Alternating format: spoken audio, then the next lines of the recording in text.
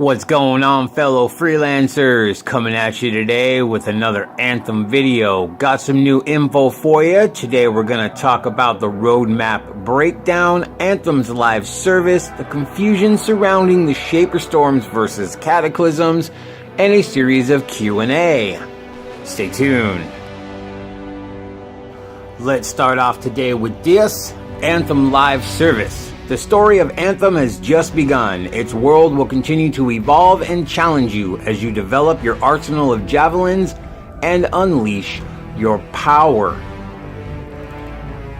When asked, as the story progresses, will the main game have one overarching story that ends and rolls credits, then the world story is expanded over DLC, or will the story come to a stopping point and just keep expanding in the DLCs? Chad then responded, the story never ends. It's an evolving world. So to me, I would assume that that just means that it'll be probably rolled out in chapters. Like, you've got chapter 1, maybe set up like seasons of a TV show, where you have like a story arc that starts, goes in, beginning, middle, end, and then that particular arc ends, and maybe that leads into another arc that they can continue. So the overall base story of, the world evolving and the Shaper Storms and the Shaper technology, that'll probably be the main focus, like the overall feel of the show, so to speak. And then there'll be separate seasons, kind of like a TV show does it. That's how I would assume they would do it. That would probably be the smartest bet, especially if they're truly serious about this 10-year plan. It can't just be one long run-on story. That's going to lose people's attention. It's going to have to be broken up into season-type sections. So that would be my guess. Again, just an assumption. Real quick, I do want to throw out that it just reminded me there is a new live stream coming soon. Not sure the exact date, but probably next week. As you can see on the screen here, BioWare rolled out the roadmap. So as you can see, we've got the, as it says, gameplay calendar. The ongoing narrative of Anthem begins. So starting March, we're going to get Act 1 of what looks like 3 acts. We have no idea how much time is going to pass between each act, but I imagine probably 3 to 4 months. That's usually standard.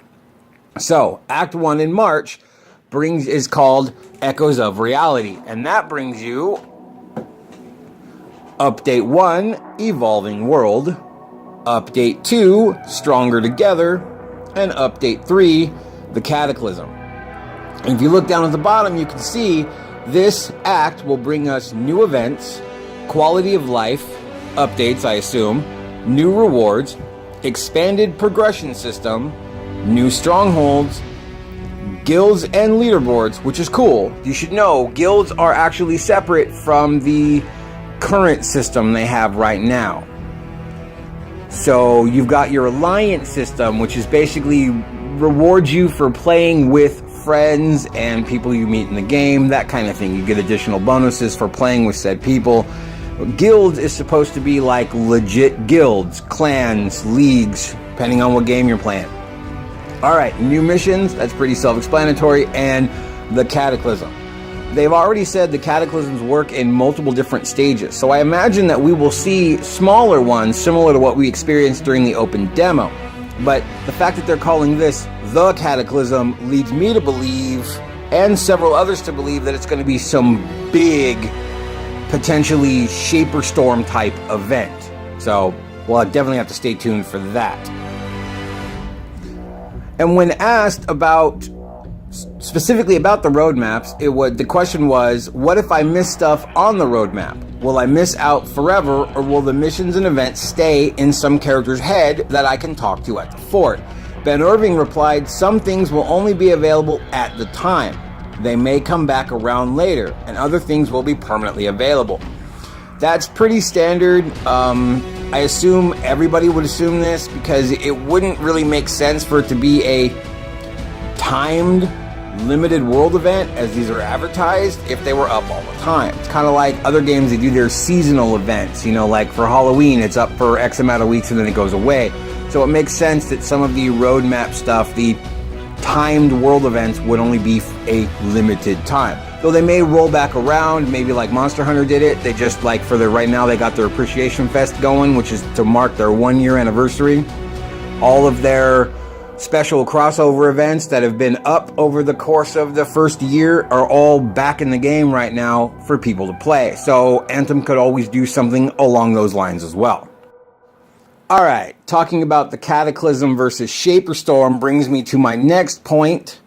It was asked, so are Cataclysms equal Shaper Storms? Asking for a friend. Well, many, many friends. Mike Gamble said, Cataclysms contain many, many things. They can be quite stormy. He then went on to say, Cataclysms are unpredictable and chaotic. One manifestation could be a raging storm. Jonathan Warner then said, Shaper Storms have been encompassed by Cataclysms, a larger and more dynamic concept.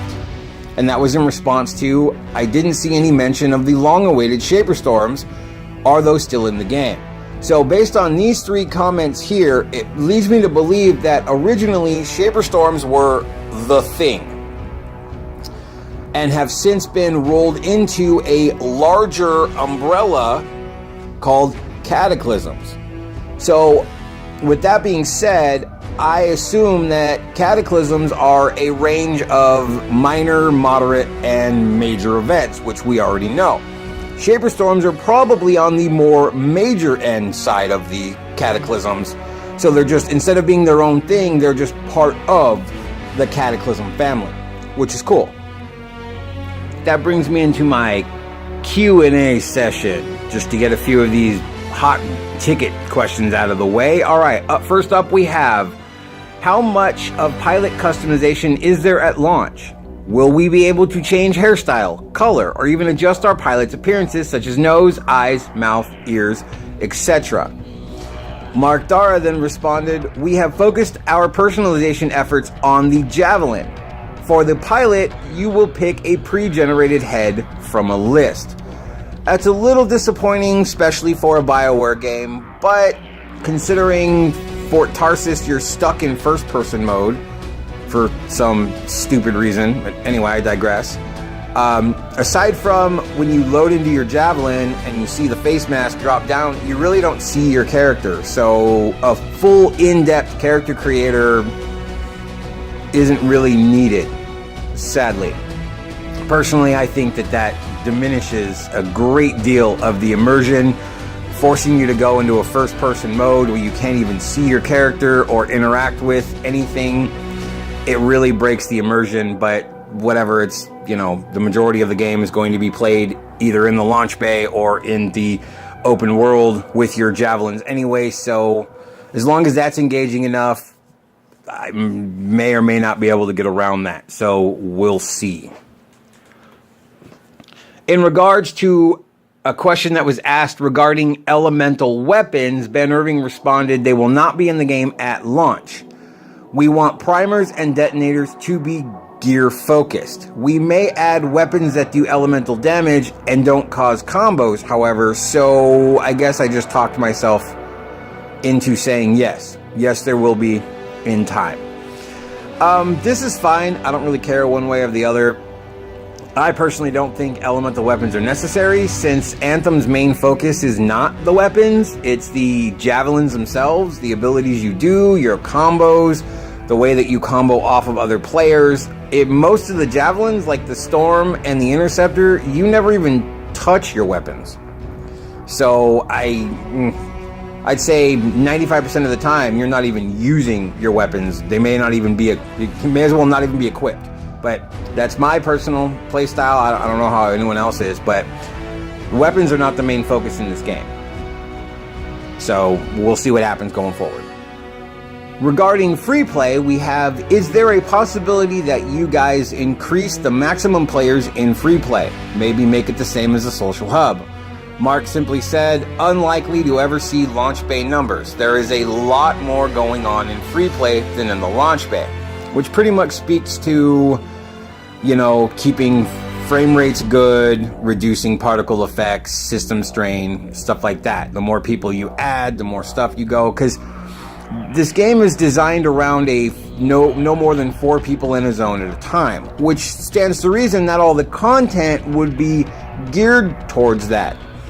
So if you have content that's designed for 4 people, but you allow 6, 8, or 10 or whatever people in there, they're going to have to beef up the content in order to adjust for having that many people, which is going to be a lot more particle effects, a lot more programming, a lot more this and that, and that's going to cause strain on certain avenues of the game.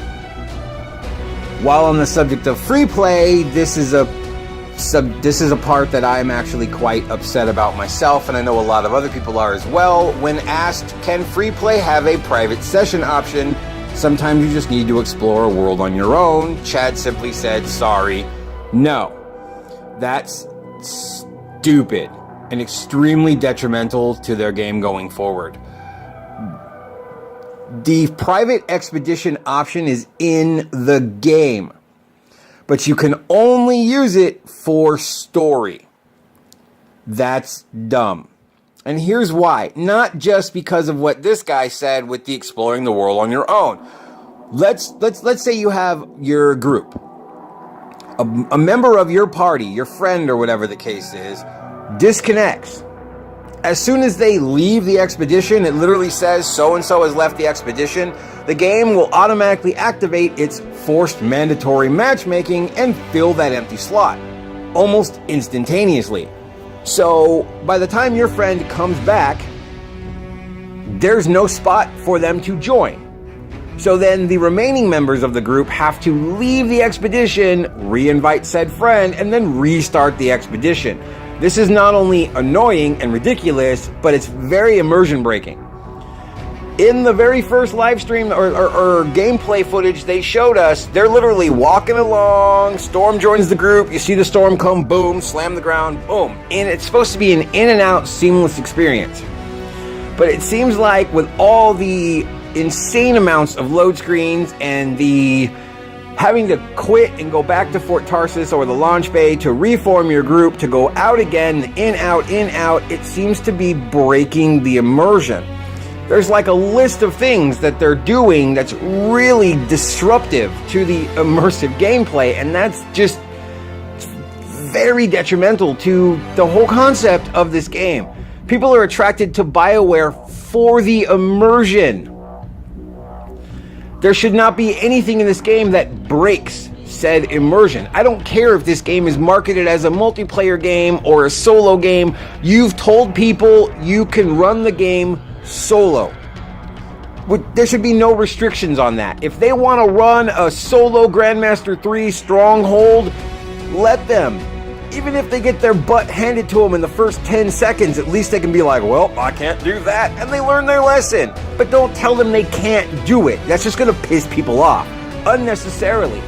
Just, if free play exists, if private session exists in the game, which it does, it should be 100% all-inclusive, across the board, period. Stronghold, story, free play, period. You should never not be able to use it. Either take it all the way out or put it all the way in. This whole 1 foot in, 1 foot out is just going to cause more problems than are needed. But that's just me. You know, who knows? Anyways, moving on. When asked, will Anthem ever have raids? 6 to 8 player missions, Ben Irving replied, we believe in the need for it. I'm assuming that's supposed to be aspirational content. Our cataclysms represent this. More information on that soonish. So we will have something resembling raids. I don't know if there'll be 6 to 8 players, which would be really cool, but we'll see. I don't know why people refer to 4-man stuff as raids when that's just a dungeon or a stronghold or whatever the case is. I mean, I hear it in other games. They're like, yeah, we're raiding tonight. 4 people is not a raid, dude. Like 32 people is a freaking raid. 16... I'll even go 8, but 4, that's not a raid, that's a dungeon. Let's do a couple Javelin-specific questions. This one is, will we see additional Javelins in the future? Specifically a repair/support Javelin that could possibly repair low-health allies or even drop an ammo box. Chad replied with, yes, we want to add more Javelins in the future, though didn't give any actual details as to what. Honestly, I don't think they'll ever have one that drops ammo. Because one of the aspects of the action RPG side of this game is to roll in and grab the ammo. That's the danger of that, you know, rolling in to grab the ammo in a pinch because you're low, that kind of thing. As far as a healer type that can repair, that might be good, but I think that would diminish some of the core mechanics of the game, because people aren't going to be they might either be less aggressive or more aggressive knowing that there's someone there to heal them.